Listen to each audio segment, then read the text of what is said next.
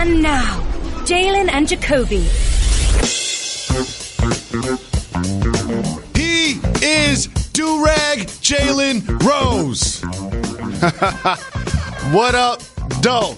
I'm David Jacoby. Check in. Center stage on the mic. And we put it on wax. We're Jalen and Jacoby. What is it that we do? We give the people. The Australian Open is happening half the way around the world, which means there's no Jalen and Jacoby on television. But just because there's no Jalen and Jacoby on television does not mean we're not going to come in on our day off to give our podcast listeners a dope pod to step to. It's just how committed we are to the program. We don't want to disappear for 2 weeks. And no, we wouldn't do such a thing. And, you know, I like to humanize what we do for the people, because so many times when you see public figures and former and current athletes and entertainers and professionals like David Jacoby that's been working multimedia and building podcasts and television shows and producing and doing all that for 20 years, sometimes it's easy to take the journey for granted. And I just have to say, on a Monday and Tuesday, it worked out perfect for me, personally, that the Australian Open was on and we were dark. Great. You want me to tell you why? You want me to tell you why? It has nothing to do with not wanting to work, because I take pride in being the hardest working man in the industry. It has everything to do with the third world country I had growing on my right cheek the last few days. I'm so fortunate I didn't have to do television the last couple of days. I'm so happy. You got someone moving in? You got a roommate? No, I got a meteor. A planet. I got one on my forehead. You're right. I was thinking might be. Even though we ain't on TV, I was thinking about going to get makeup today anyway. So there is so much to discuss on the show today, right? We got the 2 football games from Sunday night. It's a little stale, so we're going to start with the latest from the National Basketball Association. The Lakers and the Celtics game. I was hyped for it. I told my wife, I said, you're putting Quincy to bed. I'm going to watch the Lakers and Celtics. Don't worry about it. You know, she's like, you got it. So I sat down. I locked in. We had a great first quarter. And then right around the second quarter, got away from the Lakers. And I was like, they're going to make a run. They got LeBron James and Anthony Davis. That run never happened. Never happened. Next thing you know, LeBron's getting dunked on. Next thing you know, it's turned 10, turned to 20. 20 turned to 25. And I turned off and went to sleep before it was even over. I've said the last few years, when you watch the Boston Celtics play basketball, and this is even when they had Al Horford, Isaiah Thomas, and Kyrie Irving, a lot of times when you look at the body type and or the personality of a player, you underestimate certain skills that they have. And so when you see Marcus Smart, you see a physically tough player that's going to get blocks, take charges, that's going to be a beast defensively. But I like to look deeper into the box score, and 2 of the things that impressed me about him, I just saw him make 10 3-point shots recently in a basketball game. 11 threes. 11, correct. And the other thing is, he's the best passer they've had on their team in years. I remember saying this a couple of years ago, and people were like, seriously? You saw that behind-the-back pass with the left to Cantor? Yes. For the layup? Yes. Perfect example of what I'm talking about. And, again, when you look at him, his body type, his physicality, and how he plays, you underestimate that he actually has what I consider soft hands. And I don't mean like he got a soft touch on runners and floaters. I mean that I felt that he would be a guy that could make jump shots because he was a good passer. And I also feel like that skill is something that the Celtics are going to need to rely on more if they're going to advance to the Eastern Conference playoffs, the Eastern Conference Finals. And, like, one person I love on that team so much, Jaylen Brown. Because he had high expectations come into the league. In his first couple years in the league, he didn't necessarily live up to them. But this year, Jaylen Brown has just been so efficient, so consistent, so good. I'm just loving what I see from Jaylen Brown this year. And he's, I think sometimes that we will put a label or a reputation on a player before they can even drink at a bar. You know what I mean? I kind of feel like that happens to a lot of players nowadays. And you look at Jaylen Brown, he's like, 23, I want to say? In his fourth year in the league, and he's now coming into his own at 23 years old, when a lot of people came into the league at 23 years old back in your day. You know what I appreciate? You talked about being 23 and in my day. At that time, early in the league, just a couple of seasons removed from playing basketball at the University of Michigan, during those years, a lot of people were naming their kids Jalen. And I appreciate that the name has grown to the point where I'm old enough and young enough to appreciate when a player named Jalen does something that it's just second nature about the name. When I'm watching Anthony Simons play, usually they're going to reference where he got his name from. Now, it's so many Jalen's, especially in sports, it has become second nature. Oh, yeah. And I love that. I met him initially at Sway in the Morning. Shout to the homie from the Bay. And Shade 45. On draft day, the year he got picked. And at the time, he was projected to go around top 10-ish. And I told him what I've told few players, and Jacoby, I don't even want to start naming guys because I'm going to leave somebody off. But when we were doing our job interviews with the Podfather and interviews that you and I have done with collegiate players, so many times I look at a guy, Victor Oladipo, CJ McCollum, Zion Williamson comes to mind. And I said this to Jaylen Brown. You'll be successful without basketball. And when I say that has nothing to do with points, rebounds, and assists. I just sense an intelligent individual that has survival tactics. And I told him, you're going higher than you think. He looked at me like, seriously? I'm like, trust me. So get ready. Be crisp. Don't wear a red and white pinstripe suit with red Maury Gators. You're going early than you think. And for that draft and him to go number 3 overall, it was a shock to so many people. For the Celtics to continue to attain assets and not cash in those picks and players that they accumulated over the past few years into an all-NBA type of performer, I also mentioned I felt Danny Ainge was overplaying his hand. And as some of the pieces came off the board, people sleep. The Celtics had a chance to get Kawhi Leonard. The Raptors snatched him up and won a championship in one season. Anthony Davis, too, I felt like. Kevin Love, I felt like. Correct. And that's where I was going as I saw him playing in the other uniform last night. It reminded me of when his father even came out after the fact and was like, well, he don't want to play in Boston anyway. And so that team has a lot more perimeter firepower than most realize. Clippers come to mind because they have Kawhi, PG, and Lou Will and Shamet. But I've said the Celtics have the most versatile depth on the perimeter probably in the NBA. And I'm talking about guys that like face up and play constantly multiple positions. You can play Tatum at 2, 3, or 4. Same with Jaylen Brown. You can play Smart at 1, 2, sometimes 3. You can play Gordon Hayward at 2, 3. You could play Kemba at 1, 2. Like they really have. You could play Jaylen Brown at 2, 3, or 4.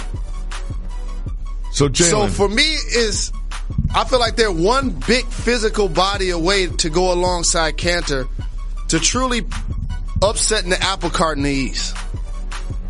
Here's the thing. If you dunk on LeBron James and he jumped to try to block the shot, you should be allowed to stare at him. I don't care. The refs gave him the worst tech. That was the worst tech. He dunked on LeBron James. Yeah, he's going to look at him. He didn't say anything. He didn't gesture toward him. You can't give him that tech. Like, that's too, they're taking this thing too far. Way too far. Jaylen Brown should be allowed to do that. That made me upset on behalf of all the Jaylens. Well, another thing that made me upset that took place yesterday is Bronny was taking out the basketball and the fan took the liberty to try to throw something at him. Now, I'm not going to act like that happens because he's LeBron James' son, because over decades of being around sports, as a player and as a participant and as a fan, I've seen crazier things obviously happen, in particular to myself. But that was rude. That was disrespectful. It was irresponsible. But I want young people in particular to take that as a life trait.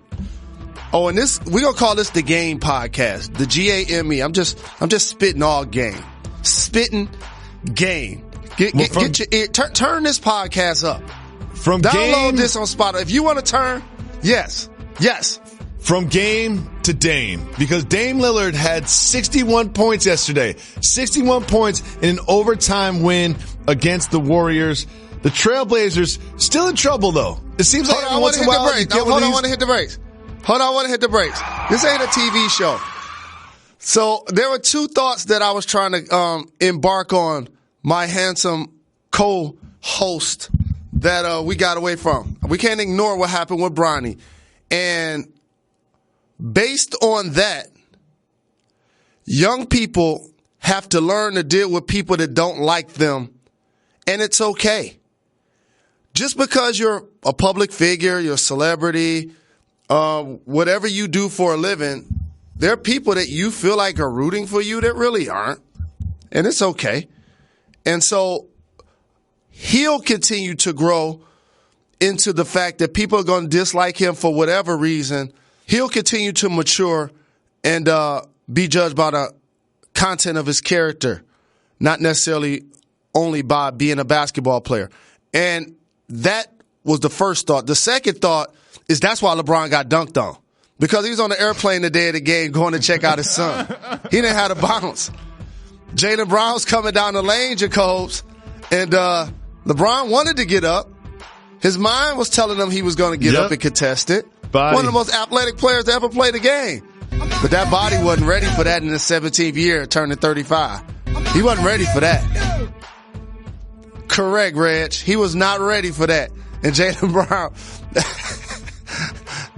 A, dunked on him. B, as I agree with you, definitely shouldn't have got a tech. That was a weak call by the ref. Not a tech. And I want to also, as we talk about LeBron and the Celtics, get into something that was disturbing yesterday.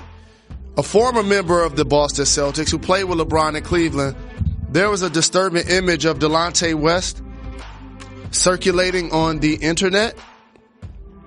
And it hit home for me in a lot of ways, because so many times you want the success and you want the fame and you want the glory. We never sometimes acknowledge that there are horror stories that come with it as well. And that viral video was really unfortunate for me to see one of my former NBA brethren seem to be just down and out in life. And I always talk about the score of the game and the game of life. And there's no statistic, no accolade, no achievement that doesn't pain me when I see an image like that of anyone, especially somebody that I played against and somebody that I followed his career. And so I just want to use this opportunity as a call to action. I talk so many times about people will bring flowers to your funeral, but no soup when you're sick. Shout to Oskino and State Property. For those that know Delonte West, former teammates, coaches that he's had, this is that time. And unfortunately, it took seeing that video for this call to action to take place. But I'm hoping, based on that imagery, that there are those people that are looking to do that for him, because that was really painful to watch. From watching that video, he clearly has some mental health problems, and hope that he gets the help that he needs as soon as possible. And, of course, we always need to do better to take care of former NBA players as they deal with those issues off the court, because you only play in the NBA for so long and you still have the rest of your life to deal with. There needs to be better programs and structures set up for them to get the help they need, especially someone in such dire state as Delonte clearly is from this video. And this isn't the first video of Delonte that we've seen that has been reason for concern, and hopefully this one is serious enough that they'll find some change in his life. And back to the on-court action, Dame Lillard had 61 points yesterday, Jalen Rose. But the Trailblazers still needed overtime to beat the Warriors. I'm concerned about this Trailblazers team. It always seems like they find their way into the top four in the Western Conference Finals at the end of the year. I don't see it happening this year, Jalen Rose. What do you think? It's been the gift and the curse, because you make it to the Western Conference Finals last season, but the last 3 years they've also been swept out of the playoffs regardless of the round that they made it to. So it's hard to acknowledge what you're hoping to build on, yet one word derailed their start: injuries. Nurkic, Collins, Rodney Hood. This is what opened up the opportunity for them to even add Carmelo Anthony. CJ wasn't playing last night. Dame did go off against his hometown team. I, like you, have some concerns that if they don't get healthy, they can find themselves squeaking for the 7th or 8th seed and or out of the playoffs, because that's just how tough the West has and continues to be. So games like last night, they needed all 61. Like, they were down 3. Yeah. In a one-possession game late in regulation, and he knocked down a 3. Tough shot. They needed all of those points. Each and every one. Even late when the Warriors missed a jump shot, he grabbed a rebound. Had to go to the line and ice the game with those 2 free throws. So, if they're healthy, they're definitely a playoff team. If they're not healthy, it would be unique to see a Dame Lillard team not in the playoffs, because ever since he's been in the league, he's found a way to lead his team to that to the postseason. So we'll just have to see how that plays out as the season progresses.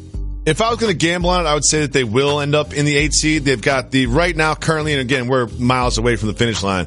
They've got the Grizzlies and the Spurs ahead of them, the Suns close behind them, and the Pelicans, in the conversation. So that 8th seed is up for grabs. I just hope that whoever gets the 8th seed's got an over 500 record, which I also think will come to fruition. But there's one team that's solidified themselves and put a little gap between themselves and the 8th seed. That is the Oklahoma City Thunder, who went into Houston and beat the Rockets. Jalen, your man James Harden went 1 for 17 from 3. 1 for 17 from 3. The idea that he only made 1, but still took the 14th, 15th, 16th, and 17th three-point attempt just is a good example of the ideology that they play with in Houston. But Jalen, if you're 1 for 13, how do you even shoot 14, 15, 16, and 17? James Harden, and I say this with admiration for his ability as a player, because I've called him the most unique offensive weapon that the game has seen. He's the only player, the only ONLY. You're getting game on this podcast. Get out your pen and paper. At some point of his career, that's going to lead the league in these statistical categories. And it's not just one. It's 5 of them. Total points,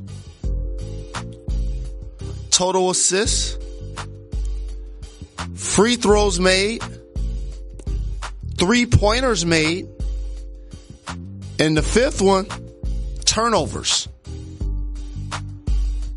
The only person at some point of his career that's going to lead the league in those categories is James Harden.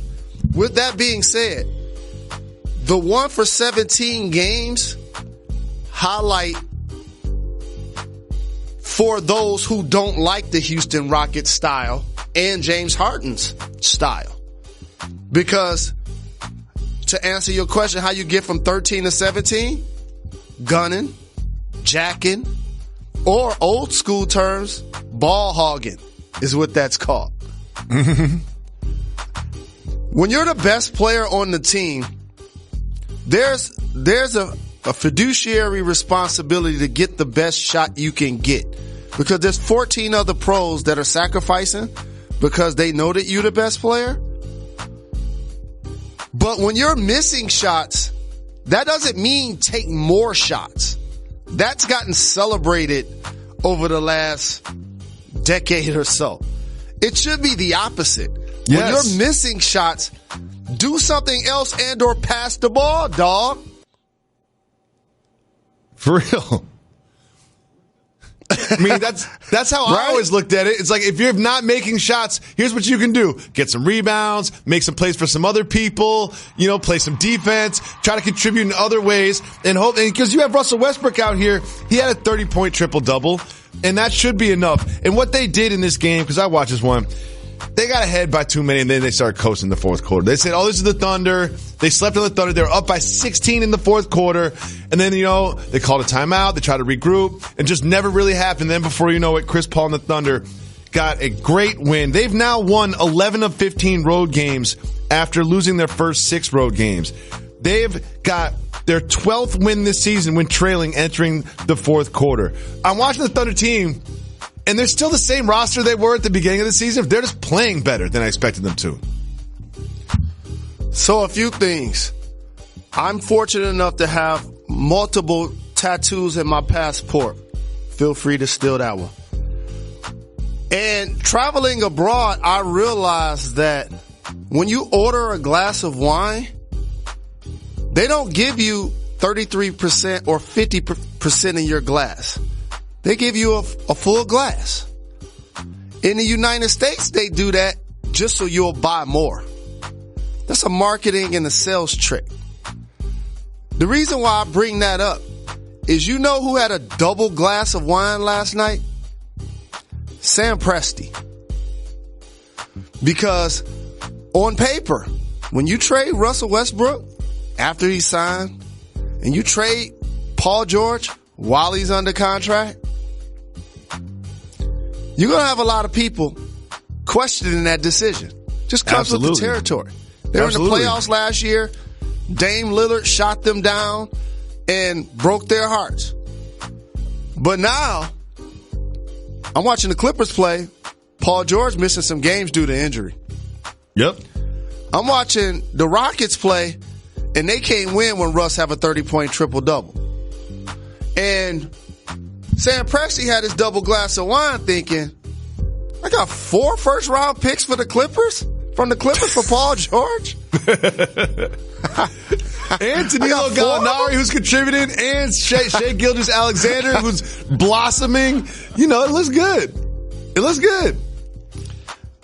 I made Houston mortgage their current situation and added Chris Paul, who's more efficient than Russell Westbrook anyway, and wants to be put on a contending team, so he's still going to give me the leadership and buy the team suits and show up in the fourth quarter and give us toughness and help us win games, while SGA can learn from him and Schrader can play with them and Adams can still give effort. I just had to take this opportunity to shout out Mr. Presti. Absolutely.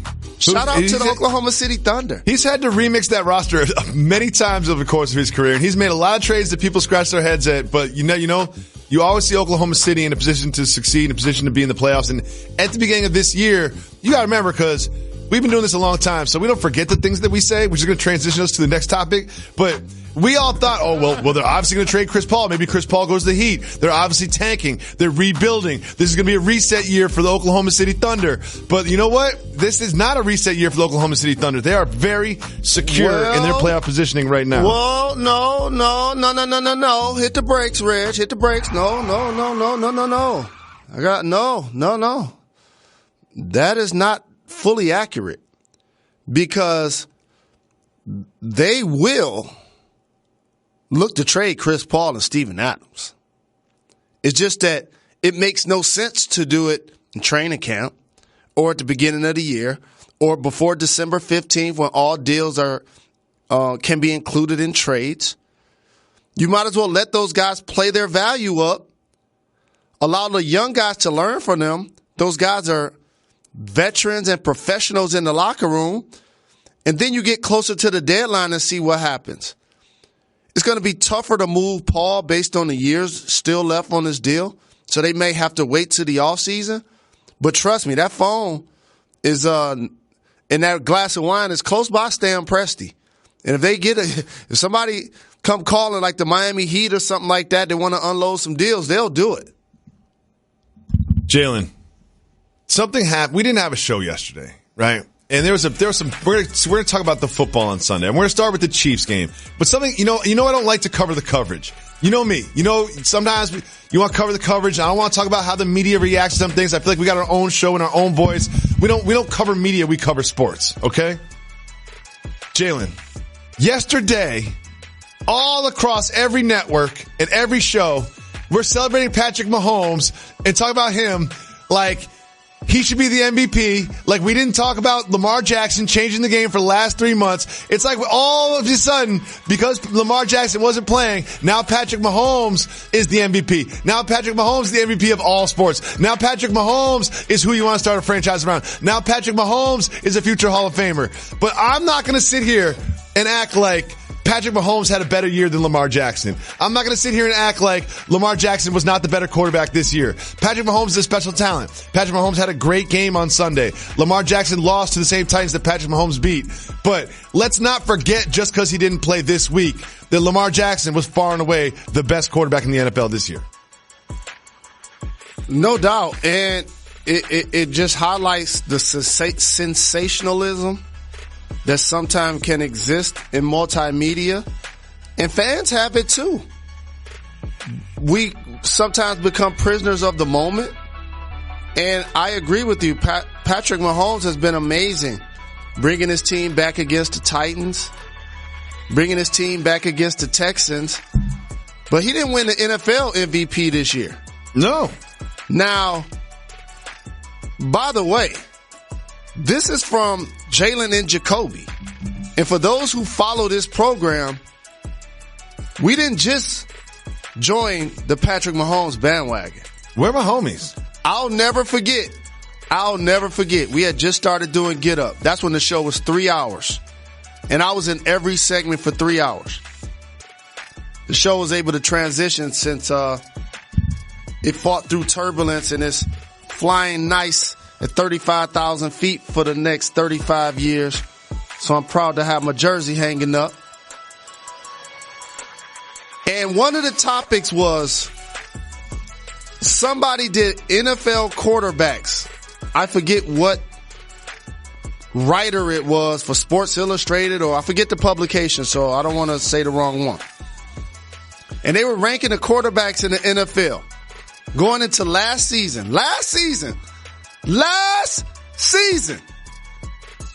They had Patrick Mahomes 26. I almost had a heart attack. I almost had a heart attack. I had on some hard bottoms, so I didn't really get on the table, but I was going, like, I literally pretended to stand on the table. I couldn't believe it. I was like, yo. And from that moment, I was like, that's one of our guys. We talked about it on the show. Most of you young viewers don't know who Ill and Al Scratch is. No. But when we say, where my homies? Where they at? Where they at? Where my homies? Creeping through the hood. That was their record. And all Patrick went on to do is win MVP last year. That's it. Mm-hmm. He just won MVP last year. That's all he did. And this year he dealt with some injuries. And it would have been a closer contest. But let's not act like Lamar didn't just lap the field and win MVP this year. Yeah, not even close. It wasn't even close. Let's not act like that didn't happen. It wasn't even close. It wasn't even close. He's breaking Peyton Manning passing records. He's breaking Michael Vick running records. And we're going to sit here and act like because he didn't play 1 week, we're going to sit here and act like Lamar Jackson is the second best quarterback in the league this year. Let's not do that. Recency bias is a real thing and we all fall victim to it. But let's not do that. Because I was watching TV yesterday being like, man, I wish we had a show today. And you know I don't like to talk about what other people are talking about. That's like a personal thing with me. It's like, I don't cover the coverage. I cover the sports. But I had to bring that up today. And one thing I want to say, and we're not going to preview the Super Bowl right here in this pod because there's going to be plenty of time to do that. But I do want to give a shout to the Kansas City Chiefs defense because Derrick Henry was on a historic run through those.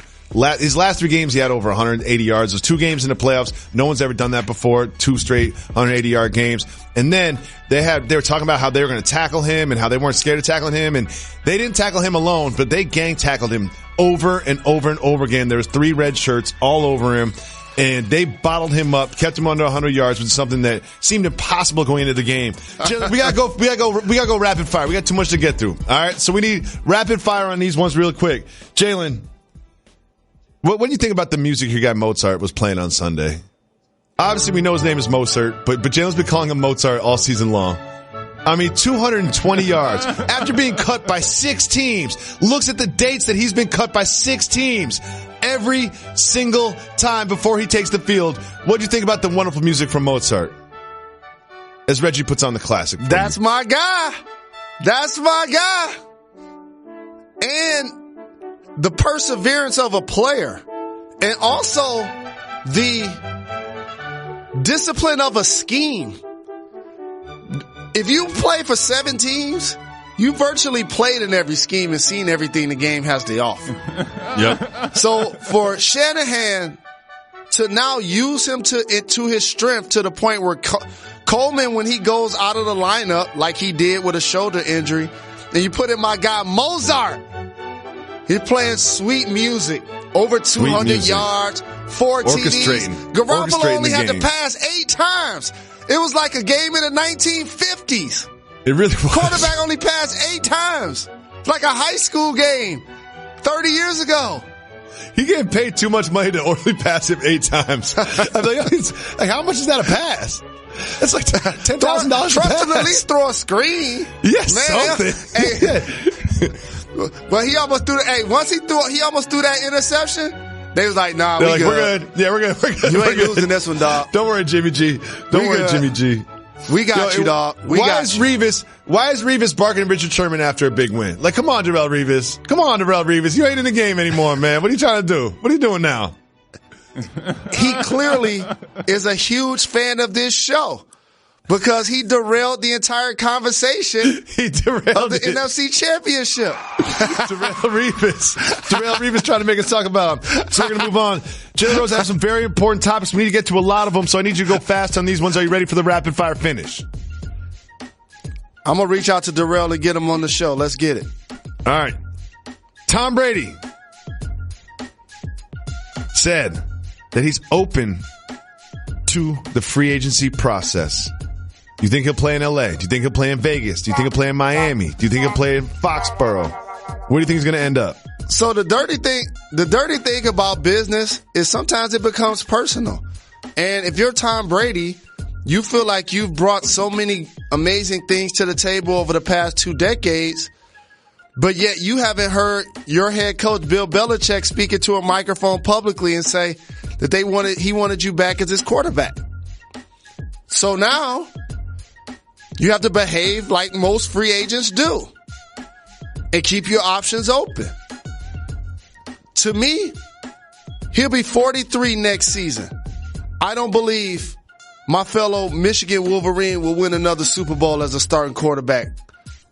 It's just so many. It's just a young man's game. It's hard to win a Super Bowl, though. That's my answer. It's hard to win a Super Bowl. It's hard to win a Super Bowl. You know what I mean? He's won a bunch of them. Yeah. It's hard to win one, but just because he doesn't win a Super Bowl doesn't mean that he can't go to the LA Chargers and have a great season and go to the playoffs and lose in the second round. It doesn't mean that he can't go to Vegas and lose in the first round. I think that, you know what? You're falling victim to what you always complain about. You are now a Super Bowl or bust, a championship or it wasn't a success. That's what you sound like right now. Oh, I don't think he'll win another Super Bowl. You know what? There's 30 teams. You can't always win a Super Bowl. That doesn't mean you can't be successful. Doesn't mean you can't have a satisfying season. Doesn't mean you can't make bonds with new teammates and bring your family to a new city. That doesn't mean that you can't enjoy yourself. Doesn't mean it's not worthwhile just because you don't win a Super Bowl. Jalen Rose, you have become, it's a shame what you become. You've become what you hate the most, Jalen Rose. You've turned into your own worst enemy. You've turned into the Super Bowl or bust guy. David Jacoby, how do I like to gauge success? Well, we like to gauge success. I'm going to say both of us because we came up with this together based on realistic expectations. Okay. Yeah. Realistic expectations. With Tom Brady at 43 years old, aches and pains and tendinitis, runs out on the field next year, what's going to be his personal expectation? Depends what team he plays for, to be honest with you. It's a team game. I mean, football's a team game more than anything else. Football's a team game more than anything else. His goal is going to be a win a Super Bowl. Truthful. I think his goal is going to be a win a Super Bowl, but based on the people around him, his expectations might not be Super Bowl. Thank you. Didn't you just name me teams that you felt like, oh, they got weapons here and wide receiver there? So that means his expectation, not mine, his expectation is going to be if he leaves to join a squad that can help him win a 7th Super Bowl. Coming up short of that goal to him will be a failure. I don't want to see a guy after 20 years take failures in his own mind. He's achieved way too much. I want to see him as a Patriot or as retired player. I don't want to see him. I would say we're definitely going to see him as something else besides those two options. I'm almost positive that we're going to see him on the Chargers or something. Because Phillip Rivers said, I'm out. I'm permanently moving to Florida. I don't care what y'all want. I don't care if y'all want me back or whatever. I'm gone. There's a vacancy there. A couple other vacancies around the league. So we will see about that. Jalen Rose, we have to move on. I want to give a big shout to Chandler Parsons. He was involved in a horrific car accident, suffered some very serious injuries that jeopardized his career. And I also want to point out that the person who was on the other end of that car accident was charged with driving while under the influence. And I just want to say, if you ever consider it, you ever think about it, whatever you do, do not get behind the wheel of a vehicle, even if you've only had a couple, because that is the sort of tragedy that can happen. Big shout out to Chandler Parsons. Jalen Rose, we haven't covered a couple things. Conor McGregor had a big fight Saturday night. Big fight Saturday night. Everyone got their adult beverages ready, sat down, wanted to see a big fight between him and Cowboy Cerrone. And then, he gave him the shoulder. He gave him 3 shoulders in a row, which basically 3 shoulders and a head kick, and it was done in 40 seconds. Jalen, we've seen that fight. It was so short. We've all seen it. But the question is, who should he fight next? They're talking Khabib. They're talking Masvidal. They're talking Mayweather. I don't know if he's ready for any of those fights. I'd like to see him get another win under his belt before he takes on one of those 3 opponents. But if Conor McGregor called your phone, what would you tell him besides stay off of Twitter? Well, Floyd has called my phone, and I'm going to just say this into a microphone. I believe he's going to fight again. For Conor McGregor, and Dana White has come out and talked about him potentially fighting Khabib, I want to see him fight Masvidal. Friend of the show. I also tweeted it after the contest, and Masvidal agreed. Because both of these guys I've seen do amazing, heroic things in the octagon really fast. Like, Cowboy is a seasoned veteran. Conor just demolished him. Like that wasn't shoulder lean. Yeah, that wasn't like some guy that was just doing this for 1 or 2 years. Like, nobody has participated in more events than Cowboy. Conor hit him with the Harlem Shake. Hit him with the Harlem Shake real quick early on in the fight. And it's had him done. and a crazy kick to the head. So he showed no rust in his layoff. Mm-hmm. But the flamboyance between he and Masvidal, and that bout will be oozing with pre-fight altercations, which may, and I'm predicting, they'll have some sort of physical altercation leading up to their fight. Both of those guys are just, they're on edge at what they do, and they embrace the violence that come with their job.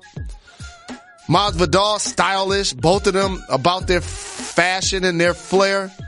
Had a robe on, smoking jacket at the fight the other day. Versace killing him. And we know if he wins, he gonna take us out and hang with him in Miami. So that's what I want to see. Jay, we got a few more things. We're running out of time. We got a few more things we got to get to. Number one, for all the single men and women around the world, today's a day to celebrate because we just learned something very important. Rihanna's back on the market, Jalen Rose. After 3 years of dating some billionaire, Rihanna is back on the market. What would be your advice for someone who wanted to shoot their shot at Rihanna?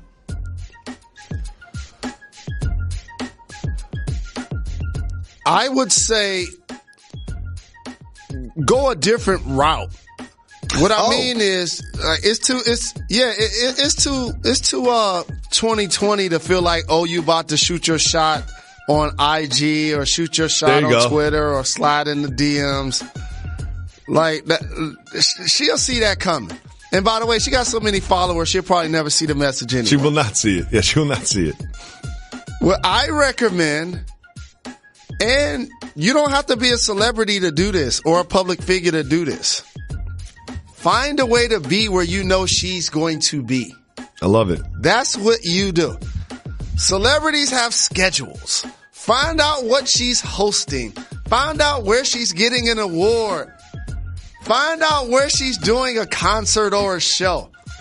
Having a guest appearance. See her in person. Approach her like an adult. And then get shot down. Jalen, I know you've seen this on Twitter, and it's a shame that we just have a podcast today. But in Texas, they put up a statue of Tupac. It looks nothing like Tupac.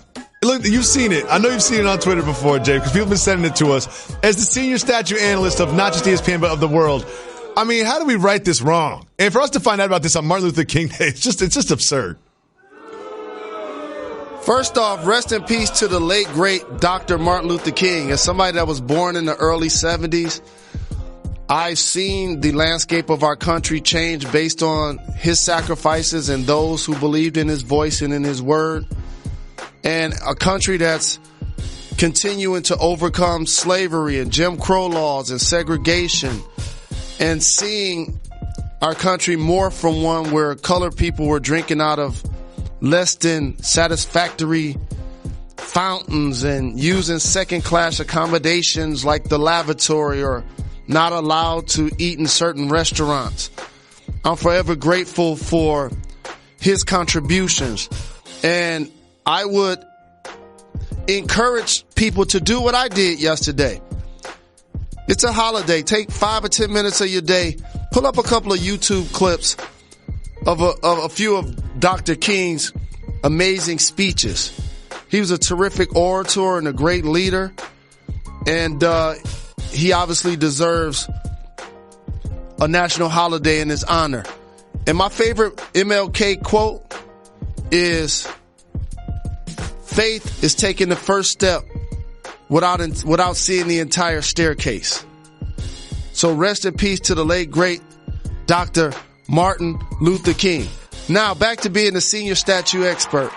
The reason why I was disappointed as somebody that met Tupac back in the day, as a member of Digital Underground and being in and around Money B and Clee and Shock G, when they came up with one of my favorite Tupac featured songs, What's Up With the Love, the first thing I thought when I saw that statue was great that somebody took the time, the energy to honor the all-time legend. But I had a name for that statue, Jacoby. What's that? You want to know what it was? Yes, I do, sir. One Pac. One Pac. Like half a Pac. That's quarter Pac.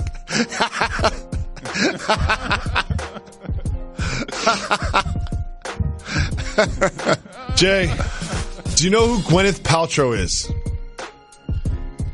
I do. The actress. She's an actress. She also is like a lifestyle guru, and she is selling candles. And one of the candles, she said, is scented like her vagina. Are you interested in buying a Gwyneth Paltrow vagina-scented candle? I can't say that I don't appreciate the scent of a vagina. I will say that I'm not necessarily enthusiastic about what hers may smell like. I don't know why she would think that the consumer would be enthusiastic about I think she that's smells like. It's a microcosm of where her life is at. The idea that she thinks that other people want their living quarters to smell like that part of her body. But moving on before we get fired, Jalen, one quick question for you. Well, there's a myth from Jalen and Jacoby about Do-Rag Jalen. And Do-Rag Jalen only made an appearance once on the program. But today, since it's audio only, you did the entire show with the do-rag underneath the backwards cap. I want to know what your thinking is behind this. I know you're not on TV today. How long will you wear the do-rag? You're going to wear the do-rag for 72 hours straight before you're on countdown? What's your do-rag strategy today? So here's the do-rag strategy. If you follow my multimedia opportunities, and I'm so very fortunate to work for this fine network and ABC and the Disney Corporation, and to work with you and Greenie and Laura and Maria and Jay Will and Paul and RJ and so many people that I can't name. The people that work on our show, the people that work behind the scenes, whether it's camera people, makeup people, all of that. One thing that if you want to work in this industry, if you want to book people in this industry, if you want to produce in this industry, the number one thing that gets underrated is that men need grooming as well. Before you go on national television to talk about sports and entertainment. So, since I'm not physically doing television Sunday, Monday, or Tuesday, because last week I had 2-a-days Monday through Friday, and I had a doubleheader Friday, and I worked Saturday. So being off Sunday and Monday, not doing television, and Tuesday, this is the first 3 days that I haven't done television in a really long time on any of the shows I participate on. So I'm wolfing it. Skin breaking out, like I said. There's Mars, there's Jupiter, there's Venus, and then there's whatever's happening on my right cheek. Like that it's in the satellite. So I need a couple of days to doctor it. And I'm doing the same thing with my hair. No cuts. Oh, yeah. You know what I mean? And I gotta say one thing to the waivers out there, because I am not one. Shout to Reg the Ledge, who got me into this world. He brought me lotion, he brought me do-rags, he brought me brushes. He was like, dog, you in your 40s, you got a hairline, you got your hair, dog, you need to be having some waves on that thing. It reminded me of the moment when, in Paid in Full, Cameron told his guy that he needed to put a medallion around his little brother's neck. It reminded me of that moment. So shout to Reg the Ledge. So what I'm doing now, Jacoby, is figuring out something. All waivers know this. And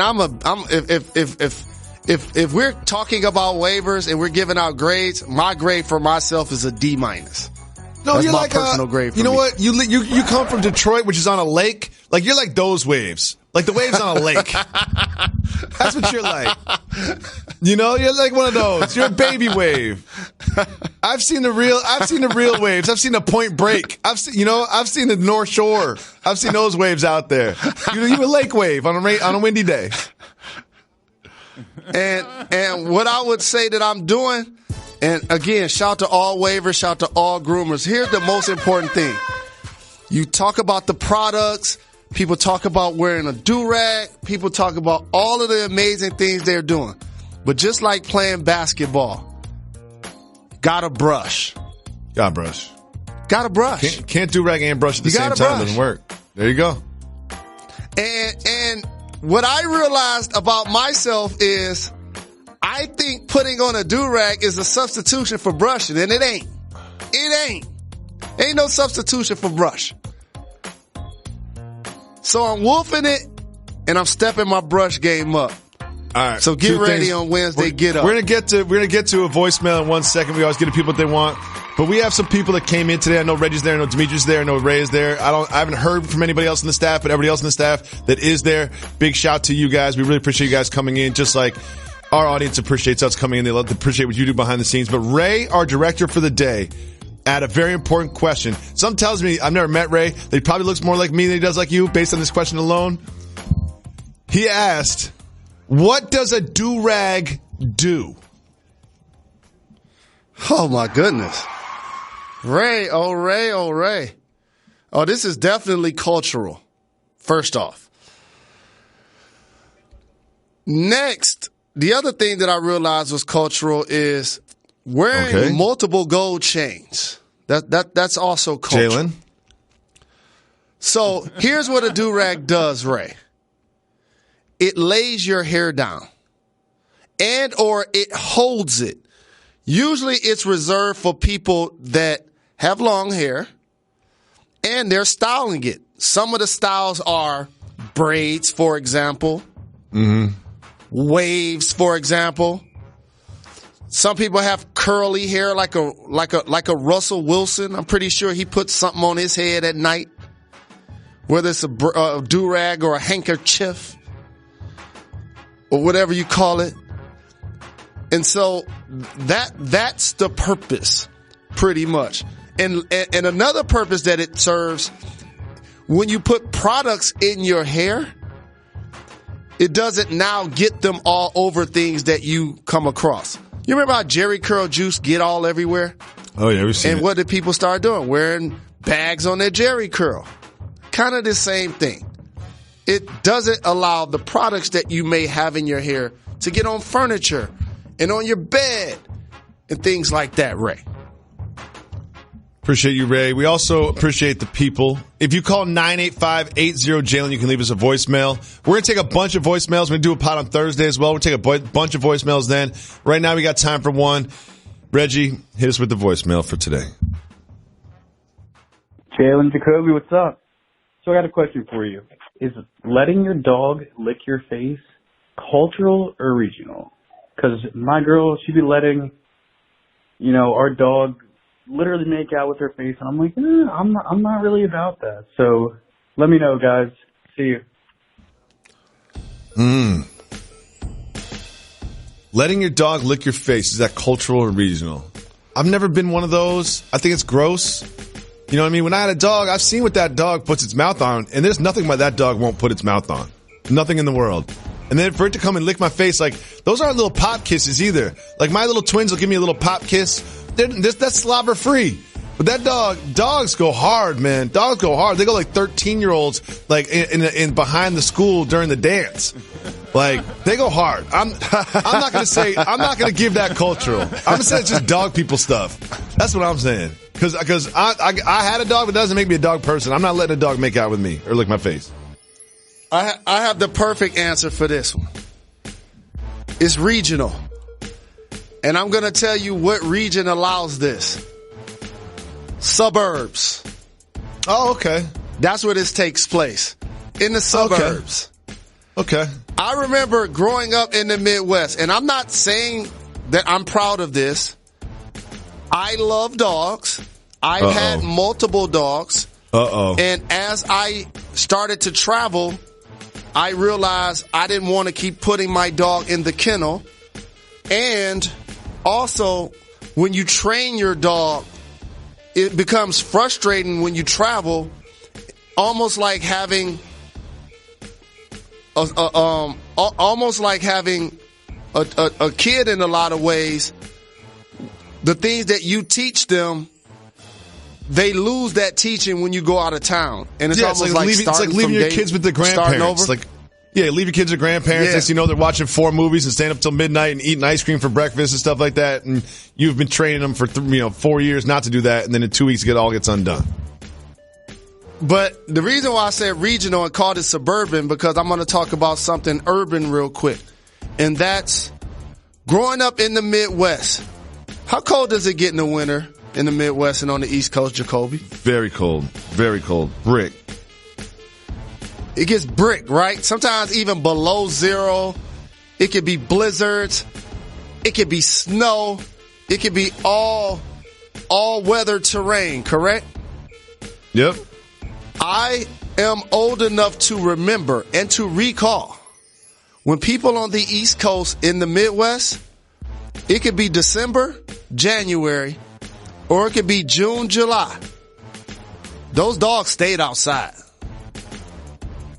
Those dogs stayed outside. And now I look back and realize that that's cruelty.